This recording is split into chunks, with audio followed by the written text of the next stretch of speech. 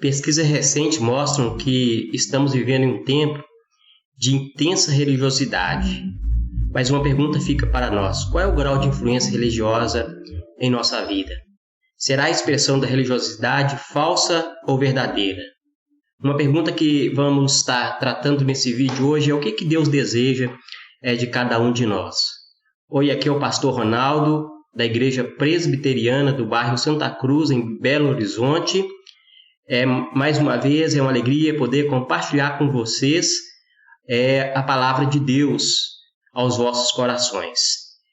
Eu gostaria de fazer um pedido: inscreva-se em nosso canal, aperte o sininho para você receber as notificações, e se você gostou desse vídeo, dê um like aí, você estará nos ajudando a compartilhar a palavra de Deus a outras pessoas. Vamos fazer a leitura do nosso texto básico. Então, o tema que eu vou tratar hoje é: Deus deseja mais do que atos religiosos. Eu vou fazer a leitura em Zacarias, capítulo 7. Todo o capítulo, vocês acompanham aí. A leitura diz assim: No 4º ano do rei Dario, veio a palavra do Senhor a Zacarias no dia do 9º mês, que é Quisleu, quando de Betel foram enviados Serazé e Regem-Meleque e seus homens para suplicarem o favor do Senhor. Perguntaram aos sacerdotes que estavam na casa do Senhor dos Exércitos e aos profetas: Continuaremos nós a chorar com jejum no 5º mês, como temos feito por tantos anos? Então a palavra do Senhor dos Exércitos veio a mim dizendo: Fala a todo o povo dessa terra e aos sacerdotes: Quando jejuastes e pranteastes no 5º e no 7º mês, durante 70 anos, acaso foi para mim que jejuastes? Com efeito foi para mim? Quando comeis e bebeis, não é para vós mesmo que comeis e bebeis? Não ouvistes vós as palavras que o Senhor pregou pelos ministérios dos profetas que nos precederam, quando Jerusalém estava habitada em paz, com as suas cidades ao redor dela, e o sul e a campina eram habitados? A palavra do Senhor veio a Zacarias dizendo: Assim falará o Senhor dos Exércitos: Executai juízo verdadeiro, mostrai bondade e misericórdia a cada um ao seu irmão. Não oprimais a viúva, nem o órfão, nem o estrangeiro, nem o pobre, nem intente cada um em seu coração o mal contra o seu próximo. Eles, porém, não quiseram atender, e rebeldes me deram a costa, e ensurdeceram os ouvidos para que não ouvisse.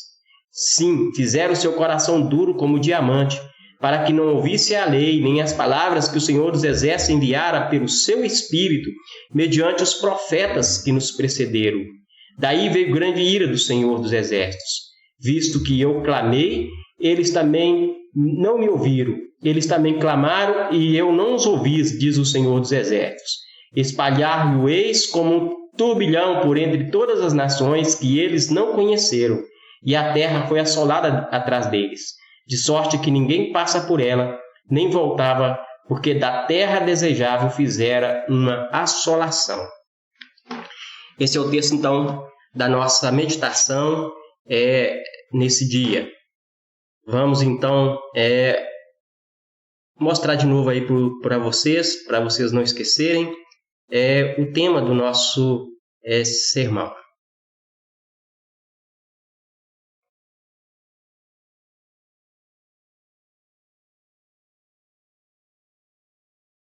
Deus deseja mais do que atos religiosos. Deus deseja mais do que atos religiosos. A expressão da religiosidade é marcante em nosso país. Ainda quando nós vemos aí, mês de outubro, por exemplo, quantas manifestações religiosas de pessoas que fazem procissões e adoram, buscando adorar a Deus ou a seus deuses. Ou seja, será que a expressão da religiosidade ela é verdadeira ou ela é falsa? Vamos estar aprendendo nesse tema hoje o que Deus deseja de cada um de nós. E a resposta já está no título desse sermão, Deus deseja mais do que atos religiosos. Deus deseja mais do que atos religiosos. O que Deus deseja, então?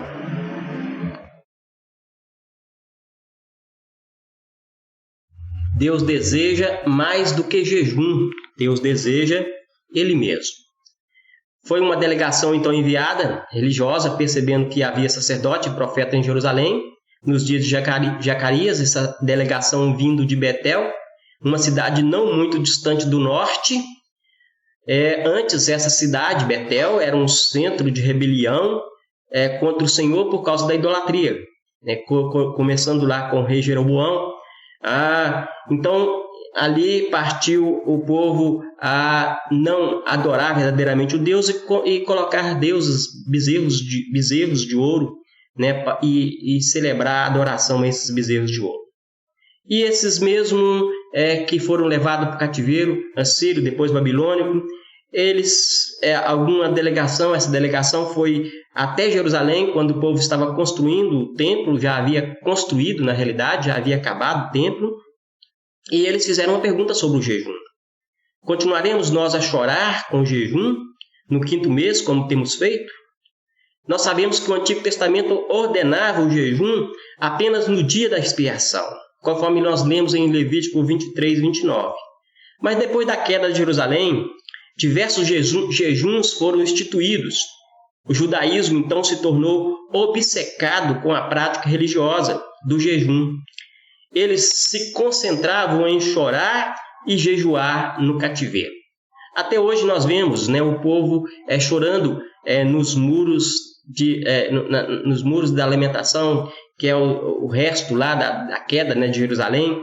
Nós vemos os judeus indo orar ali. O Salmo 137 nos lembra essa prática de jejuns. O versículo diz assim: às margens dos rios da Babilônia, nós nos assentávamos e chorávamos, lembrando-nos de Sião. 4 jejuns eles foram instruídos nesse tempo. No 9º dia do 4º mês, eles lamentavam a queda do muro da cidade. No 8º dia do 5º mês, eles jejuavam pelo incêndio da cidade e do templo. No 3º dia do 7º mês, lembravam do assassinato do governador Gedalias. E, finalmente, no 10º dia do 10º mês, jejuavam para lembrar que Nabucodonosor sitiou a cidade. 2 anos havia se passado desde que, então, Zacarias recebeu por meio das visões dadas por Deus, quando exortava o povo a construir o templo. Agora o templo já foi inaugurado. O templo já está construído. Então a pergunta dessa delegação é: devemos continuar chorando e jejuando pelo antigo templo, visto que esse templo já está pronto, já está construído? Então Deus responde a pergunta deles com outra pergunta. A pergunta de Deus foi: foi para mim que jejuastes? Com efeito, foi para mim? Com esse tipo de pergunta que Deus faz, ele estava questionando a religiosidade deles. E eu posso dizer que não somente deles, mas também a de nós. Eles, os judeus, jejuavam com um fim em si mesmo, por uma autocomiseração e aflições que eles sofreram por aquele período de tragédia entre o seu povo de exílio. Podemos dizer que esta prática perdura também em nossa religiosidade, marcada por uma espiritualidade egoísta e egocêntrica. A resposta de Deus indica, então, que a verdadeira espiritualidade deve se voltar para Deus, deve ser dirigida a Ele. A pergunta de Deus: foi para mim? Foi para mim mesmo? Eu creio que Deus está perguntando isso para todos os nossos atos de religião, todos os nossos ritos religiosos. Foi para mim? É para mim mesmo? O jejum deles não era para o Senhor, mas era para eles mesmos. Pessoas hoje jejuam para fortalecer a imagem piedosa delas diante da sociedade. Pessoas vão à igreja para tirar algum proveito. Leiam a Bíblia com o fim de achar alguma promessa ou alguma desculpa para a sua situação. Fazem boas ações para ganhar um lugar na casa eterna, depois de partirem dessa vida. Ou até mesmo para aumentar o seu sucesso entre as pessoas. autosserviço, narcisismo, idolatria, é o que vemos nós na religiosidade de hoje, tal como naqueles dias de Zacarias. Então a pergunta de Deus fica para nós também. Foi para mim? Foi para mim mesmo? Todos os seus atos de religiosos foi para mim? É para mim mesmo? De que se trata a verdadeira religião, então? Nós podemos aprender aí que a verdadeira religião se trata de glorificar a Deus. É para mim? Deus, somente Deus. Deus, somente Deus é digno de louvor. O que fazemos deve ser primeiramente para Ele e não para nós. Tudo o que fazemos deve ser priorizando Ele, buscando Ele primeiramente. E trata de relacionamento com Ele mesmo, com Deus. Foi para mim, numa relação pessoal, né, entre eu e Deus, no pronome aí, mim, Deus é que deve ser relacionado com Ele. Foi Deus que disse, quando estabeleceu aliança para com o seu povo, Ele diz o seguinte: eu serei o seu Deus. E nós podemos dizer então que a maior dádiva que Deus dá a nós, o seu povo, é Ele mesmo, é o próprio Deus. Nós temos hoje valorizado demais o templo, nós temos valorizado demais as práticas religiosas, os dons de Deus, mas nesse tempo em que nós passamos aí de pandemia, Deus mostrou que nós deveríamos valorizar mais Ele mesmo do que o templo, mais Ele mesmo do que os ritos religiosos, valorizar a pessoa dele, mais Ele mesmo do que o templo, mais Ele mesmo do que as práticas religiosas. O maior presente que Deus pode me dar, a mim e a você, é Ele próprio. Qualquer prática ou ato religioso que nós oferecemos a Deus, seja frequentar a igreja, seja doar dinheiro, seja fazer boas obras, seja ler a Bíblia, orar, jejuar e prantear, ele só serão coisas boas se for para Ele mesmo, mas não terão nenhum valor para Deus, a não ser que seja feito para o seu agrado e para a sua glória. Como nós estudamos na primeira pergunta do breve catecismo, qual que é o fim principal do homem? O fim principal do homem é gozar a Deus e glorificá-lo para sempre, é ter comunhão com Ele, é amá-lo. O que fazemos é para Ele, porque o que Ele faz é para nós. O que Ele fez para nós tem sua maior expressão em nosso Senhor Jesus Cristo. Lá em Tito, Paulo escreve a Tito, Tito 2,14, que Jesus Cristo a si mesmo se deu por nós, a fim de redimirmos. Jesus Cristo se dá por nós, Ele dá a si mesmo, a sua própria pessoa. Nós deveríamos dizer como salmista: o que realmente eu tenho, o que eu realmente desejo é Deus. Ele é a minha porção. E se eu tenho todas as coisas. Tenho todas as coisas. Ele é a nossa porção. Você pode ler isso lá no Salmo 73. Então, Deus deseja mais do que um jejum. Ele deseja Ele mesmo. Deus deseja mais do que um ouvido. Deus deseja um coração. Deus deseja um coração mais do que ouvido. Vejam agora a superficialidade na pergunta feita por aquela delegação. Agora que o templo estava construído, eles desejavam suspender o jejum.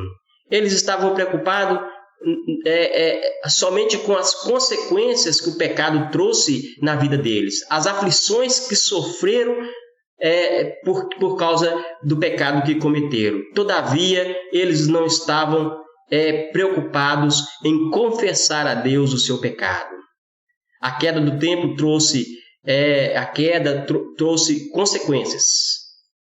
Agora, eles estavam mais preocupados com as dores que sofreram do que com o pecado em si. Deus queria que esse povo lamentasse não só da catástrofe, mas do próprio pecado. O jejum deveria de nos lembrar de nos quebrantar diante de Deus, como fizeram os ninivitas. Os ninivitas, quando Jonas, foi lá, anunciou o evangelho, eles se arrependeram no pó e na cinza, prantearam por causa dos seus pecados, quando ouviram da ira de Deus. A repreensão de Deus também é feita com outra pergunta. Não ouvistes vós a palavra do Senhor que pregou pelo ministério dos profetas antes do cativeiro? Deus vai mostrar para eles que o seu povo não lhe deu ouvidos quando Deus os repreendeu. Por isso também Deus não vai ouvi-los. Deus não os ouviu no exílio quando veio a catástrofe. Visto que clamei, eles não me ouviram. Eles também clamaram e eu não os ouvi. Espalhei-os como turbilhões entre todas as nações. A terra foi assolada atrás deles. É o que lemos aí nesse texto de Zacarias, capítulo 7. Eis aí mais um critério aqui para nós avaliarmos a nossa religiosidade. Nós estamos muito preocupados com as consequências que o pecado pode nos trazer. E não estamos preocupados com o pecado em si. Nós preocupamos com as dores que sofremos, com a vergonha que enfrentamos, com as humilhações que passamos por causa do pecado, mas não preocupamos com o pecado em si. Não choramos pelo pecado em si. O que Deus disse aos profetas? Vamos voltar um pouco na história e lembrar o que Deus diz aos profetas. Pelo profeta Isaías, Deus disse: seria este o jejum que eu escolhi, que o homem um dia aflige a sua alma, que incline a sua cabeça como um junco e estenda debaixo de si saco e cinza? Chamarias tu isso a jejum, o dia aprazível do Senhor? E no versículo 5, porventura não é esse o jejum que escolhi, que soltes as ligaduras da impiedade, que desfaças a atadura do jugo e que deixes livres os oprimidos e despedaces todo o teu jugo? E o versículo 6 de Isaías 58. Nós vemos então que Deus disse essas coisas através dos profetas. Ou seja, Deus desejava que o povo amasse mais, voltasse mais para as pessoas. O que Deus disse desde os profetas que o precederam? Vamos pensar desde Abraão. Podemos dizer também que Abraão era profeta. Deus diz a Abraão: anda na minha presença e ser perfeito. Deus desejava que Abraão, os filhos da aliança, os filhos do pacto, pudessem relacionar-se com ele, andar na presença dele. O que Deus disse? O profeta Samuel, quando estava repreendendo Saul por haver oferecido sacrifício que somente o sacerdote deveria de fazer. Deus disse a Saul, pelo profeta Samuel: tem porventura o Senhor tanto prazer em holocaustos e sacrifícios, como em que se obedeça à palavra do Senhor? Eis que obedecer é melhor do que sacrificar, e o atender é melhor do que a gordura de carneiro, porque a rebelião é como pecado de feitiçaria, e o porfiar é como iniquidade e idolatria. Porquanto tu rejeitastes a palavra do Senhor, ele também te rejeitou a ti, para que não sejas reis. 1 Samuel 15, 22 a 23, você pode ler. O prazer de Deus está em que o homem lhe obedeça a sua palavra, e não em sacrifícios. Esta é uma verdade que ecoa todas as Escrituras, as mesmas Escrituras que os escribas e fariseus manuseavam. Pois, como diz no Salmo 51, 16, pois não desejas sacrifícios, senão os tu daria, e não te deleitas em holocaustos. Provérbios 21, 3 diz assim: fazer justiça e juízo é mais aceitável ao Senhor do que sacrifício. Isaías 1,11 diz assim: de que me serve a multidão de vossos sacrifícios, diz o Senhor? Já estou farto de holocaustos de carneiro e da gordura de animais cevados, nem me agrada de sangue de bezerro, nem de cordeiros e nem de bodes. Jeremias diz assim, Jeremias 7,22, porque nunca falei a vossos pais no dia em que tirei da terra do Egito, nem lhes ordenei coisa alguma acerca de holocaustos e sacrifícios. Oséias 6,6, porque eu quero é misericórdia e não sacrifício, e o conhecimento de Deus mais do que holocaustos. E Miqueias diz assim, o que Deus requer de nós? O próprio Deus declara em Miqueias 6, versículo 8, Ele te declarou, ó homem, o que é bom, e que é o que o Senhor pede de ti, senão que pratiques a justiça, ames a misericórdia e andes humildemente com teu Deus. Quando Jesus diz assim, bem-aventurados os misericordiosos, porque alcançarão misericórdia. Ele estava demonstrando que somente alcançam misericórdia aqueles que guardam o mandamento de Deus, ou seja, aqueles que receberam misericórdia. Os que obedecem à ordenança de Deus são misericordiosos, ou os que amam a Deus, por conseguinte, são aqueles a quem Deus tem misericórdia. O versículo fala que Deus quer misericórdia. O desejo de Deus é a nossa conversão. Desejaria eu qualquer maneira a morte do ímpio, diz o Senhor? Não desejo. Antes desejo que se converta dos seus caminhos e viva. Ezequiel 18, versículo 23. Deus deseja a nossa conversão. Amós vai dizer assim, aborreço e desprezo as vossas festas, e com vossas assembleias solenes não tenho nenhum prazer. Amós 5, 21. Deus então condena toda religião hipócrita, todo ritualismo vazio, todo sacrifício que é para eles mesmos.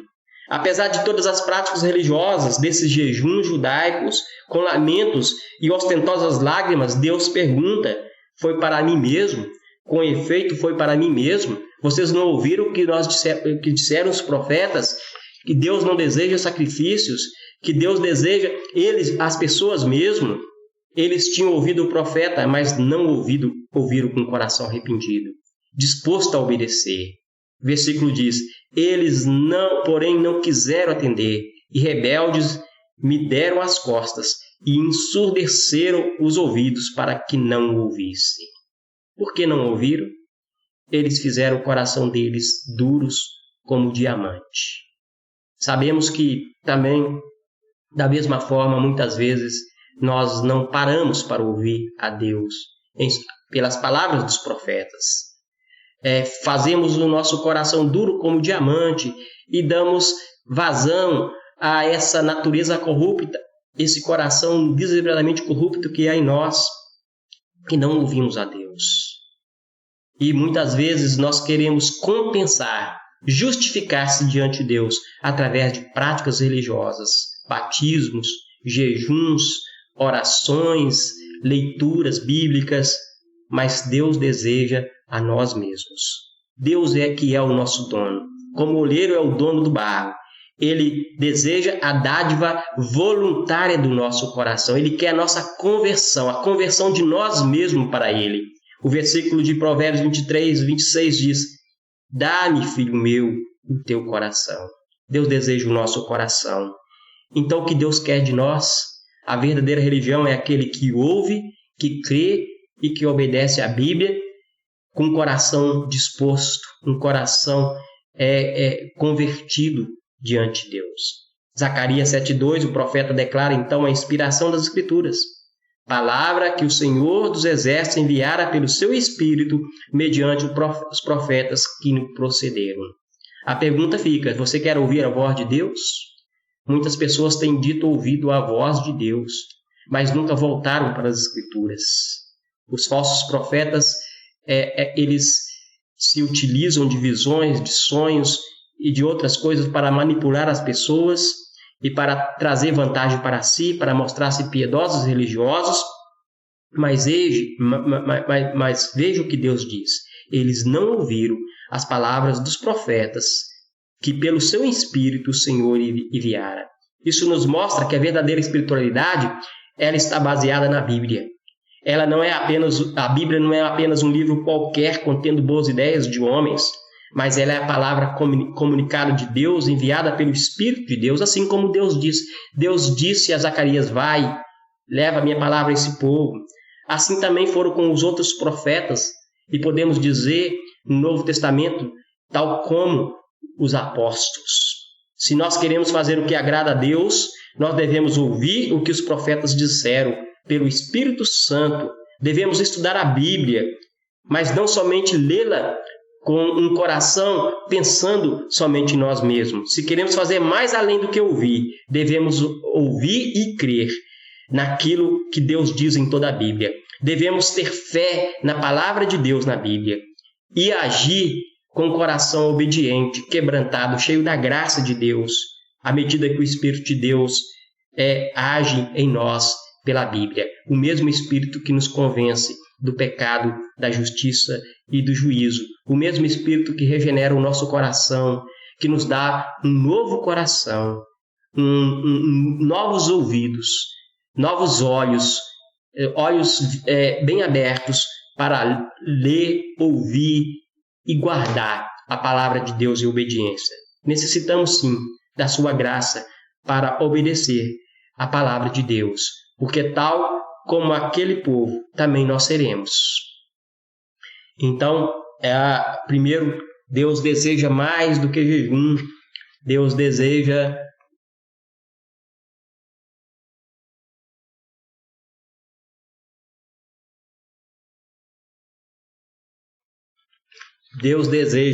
então, mais do que solidariedade.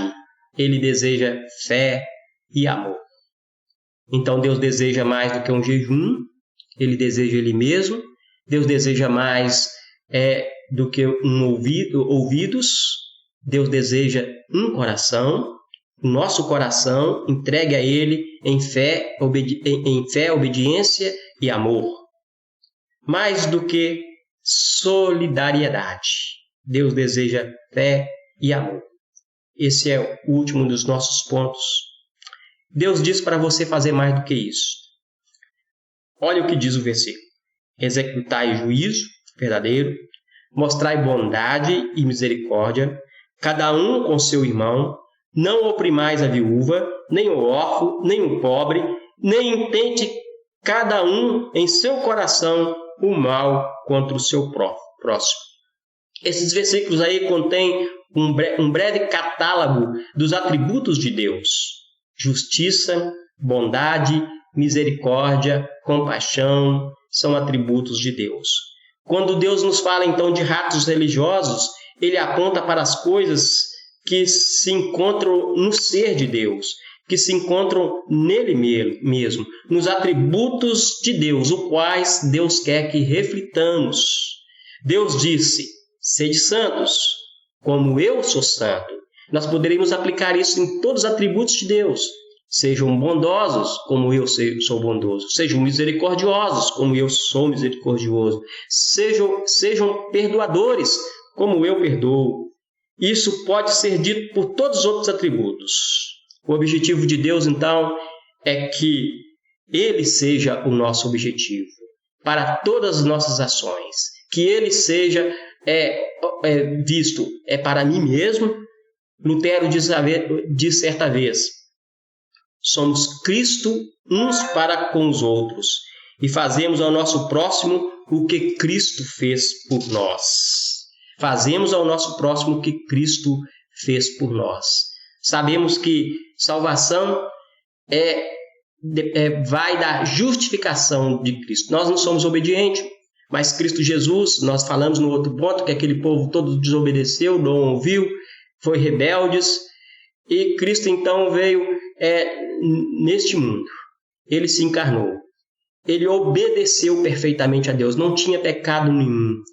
E ele pegou a sua justiça, a sua obediência plena e transferiu ao seu povo que crê.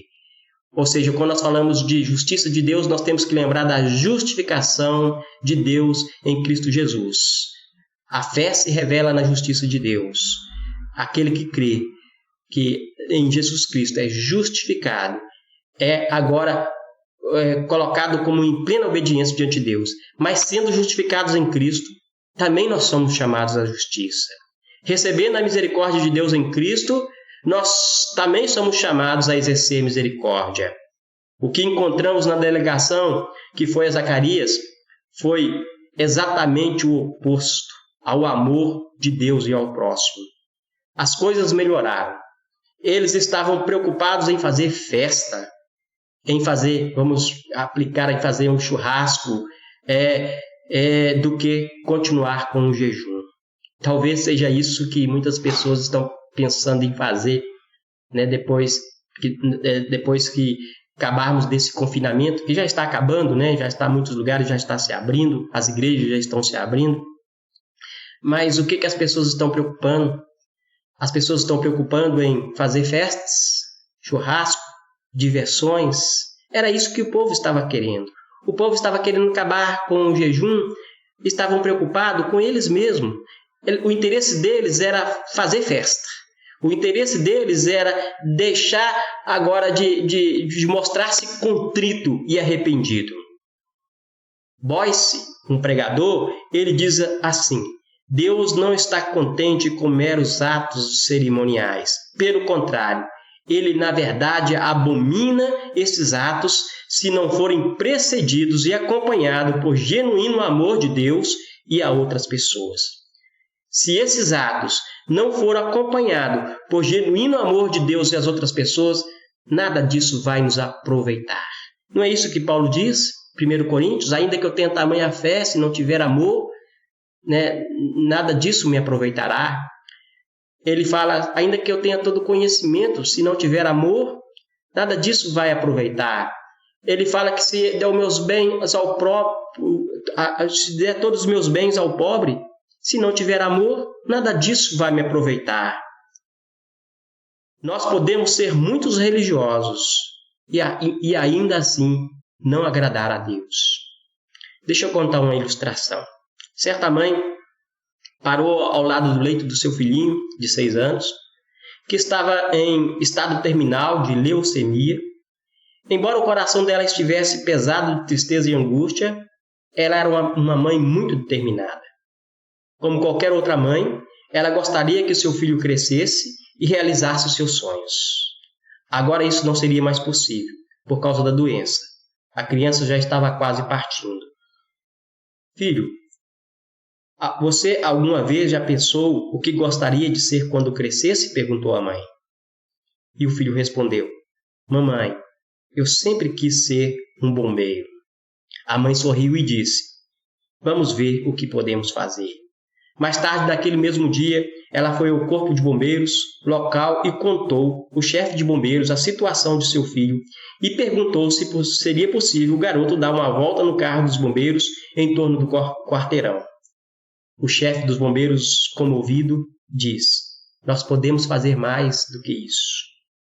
Se você estiver com seu filho pronto às 7 horas da manhã, daqui a uma semana, nós o faremos um bombeiro honorário por todo o dia. Ele poderá ir ao quartel, comer conosco e sair para atender a chamadas de incêndio. E se você nos der as medidas dele, nós conseguiremos um uniforme completo. Chapéu com emblema de nosso batalhão. Casaco amarelo igual ao que vestimos e botas também.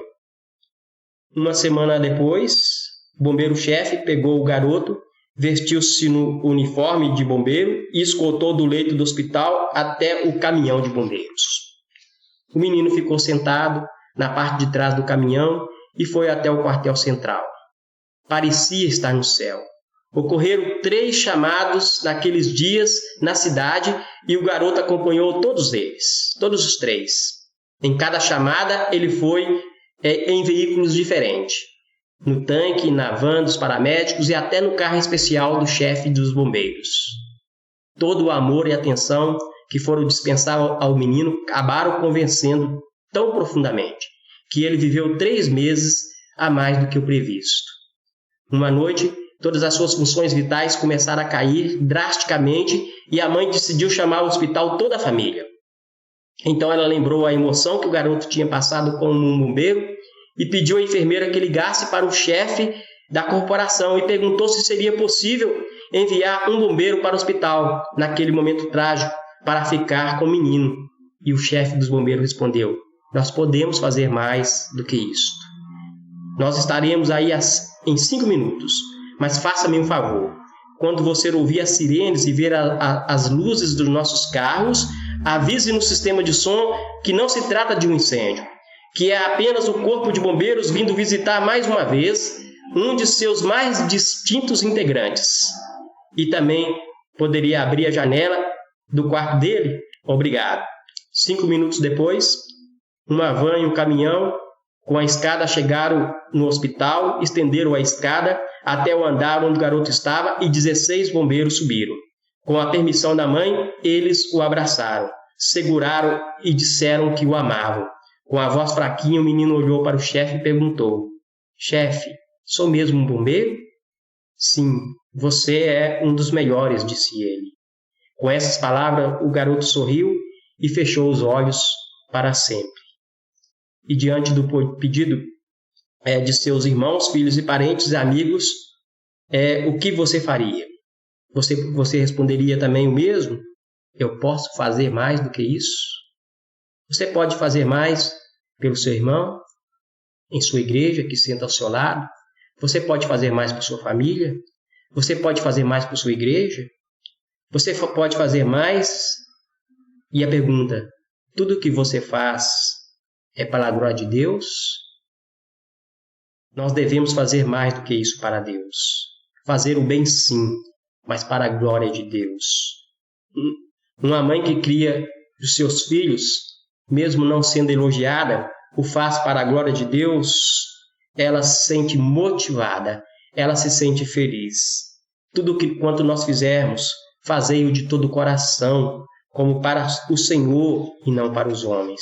Muito mais do que atos religiosos, mas para Deus. A pergunta de Deus ainda continua: foi para mim?